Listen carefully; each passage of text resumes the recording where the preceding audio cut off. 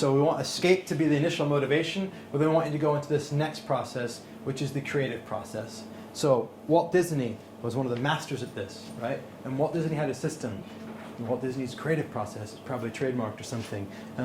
And it's broken into 3 phases. Anybody heard of Walt Disney's creative process? Any creatives in here? Cool. So if I get it wrong, just correct me. The first stage is the Imagineering phase, right? And I'll tell you the names of them first. The second phase is the realizing phase, and the third phase over here is the critic. So the Imagineer, the Realizer, and the critic. And so they each are specific roles. And at Disney, I believe that they had separate actual departments that would do these things. Definitely, different people at different points in time. So the Imagineers would be the people who just imagine. That's it. And they just imagine all these ridiculous things. Imagination. And there was one rule for the Imagineer, the most important rule. And if anybody has ever done improv acting here, you'll recognize this rule. The rule is everything is a yes. Everything's a yes. So anything that comes up in your mind, that's a yes. Everything. And then the realizing stage is when you take all these imagined things and you put them into some medium. Either you write it down, or you draw it, or you paint it. You bring it out into the world into some form. Messy, mind map, scrapbook, whatever. And there's one rule for the realizer. You'll recognize this rule from the previous step. Everything's a yes. Okay? So everything gets to be imagined. Nothing gets criticized.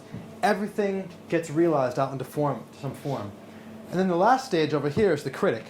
And the critic looks at this stuff, they're like, that won't work, this isn't going to be financially viable, oh, I don't know about that. Yeah, well, let's test this and see. And then the process goes back through again. The Imagineer it's a cycle. But here's how we do it inside our heads. We take the critic, the realizer, and we go, actually, no, we don't even do that. We take the critic, and we jumps over the realizer, and he lands on top of the Imagineer. And they're kind of like, the critic's like sitting on his shoulders with his hands over its eyes, and like on his thumbs in its ears, and it's like, okay, go ahead and imagine. No!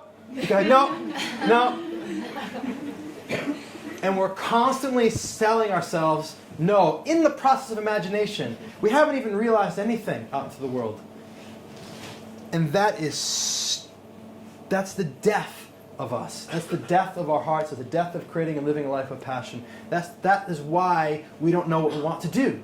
It's because we are so disconnected from our ability to imagine. Our imagination is one of the most powerful doorways and windows and pipelines to our heart. Imagination is images that bubble up from the unconscious without ration, rhyme, or reason. Where do they come from? I don't know. Are they completely random? Well, they're mostly random, but maybe there's some coherence. Maybe there's something within them. Like when we dream, well, there's something in that. There's some kind of message or meaning. And so if we can learn to start to allow ourselves to imagine again, and oftentimes the first conversation I have with somebody, a new potential client, is helping them to learn to imagine again. What do you want? Imagine. Well, this, but. Nah! Back up. Why? Why'd you stop me? Because you said but. I didn't realize it. Okay. And it's starting to become conscious of the filtering, conscious of the self-critic, conscious of how you're stopping yourself from imagining. Imagine, 50, 100 years ago, somebody's like, what we want to do is we'll make this TV show, but we're going to, instead of using real people, we're going to draw them on paper, and instead of them being people, we're going to use mice. And they're going to be mice with huge ears, and there's going to be a boy mouse and a girl mouse, and that sounds so stupid. That sounds stupid. No, but Walt Disney had this process, right, where he took the critic out. Took the critic out past this, not only in the imagination, but in realizing. And so this ridiculous idea of 2 mice became drawn, and wow, people laughed at it and smiled at it and made some, and all of a sudden it became Mickey Mouse and Minnie Mouse, and it built the whole, industry, well, I don't know industry, but at least company off the back of it. And so I mentioned improv acting. Has anybody ever done improv? Improvisational acting? Yes. So can you guys relate to the everything's a yes thing? In improv, you can't say no, right?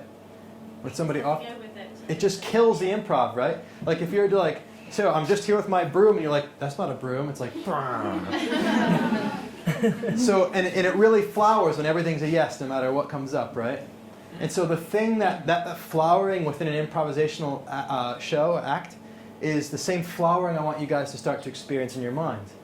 And the way you do that is everything's a yes. Everything you could possibly imagine is a yes. And in the beginning, it's hard, because the less we do this imagineering thing, the more we forget how to do it. And so some of you guys I would say just give yourself permission to go for a walk, to take some time off and just imagine, and to start to pay attention to how much you're filtering. I'll tell you what, it's hard. Do it with a friend. You know, play this imagination game back and forth. Like, what would you love to do? Just imagine, make it up. Then orient yourself a little bit more around what would it be fun? What would I love to do if I could do anything I wanted and I didn't have to find a job that was pre-existing or that I've heard of? If I could, and you just start making it up.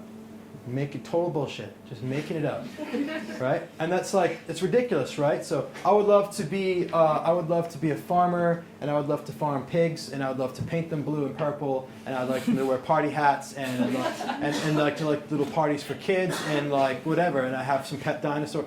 Doesn't even make any sense, right? I want you to do that anyway, because by doing that you liberate yourself to not have to be rational.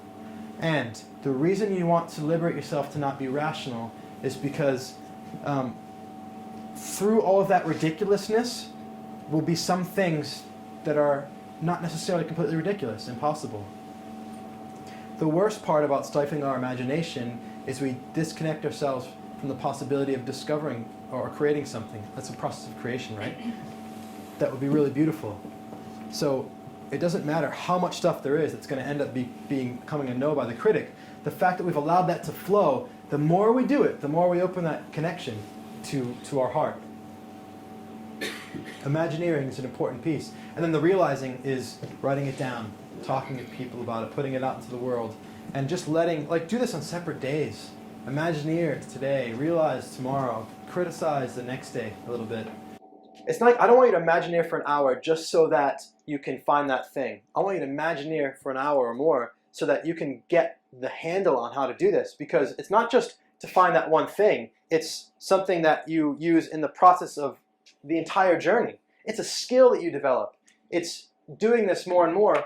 This imagined connection with your heart is how you get to see what it is that you want. And when you become a leader of your company that you've created and you have to make decisions for how to delegate or what to say, instead of trying to rationally figure it out all the time, you just like, what do I know is right? And just boom, here comes the image. It's just through imagination, and you see it and you act on it. And that is what the most powerful leaders in the world do as well. They don't try to rationalize and cognitively decide everything. They just go on their instinct, right? And that instinct is a connection between their body, their other parts of their thinking, and the images they see in their mind. That's one way of explaining it anyway. Sometimes it's a felt sense, and you can kind of know without having to see it, but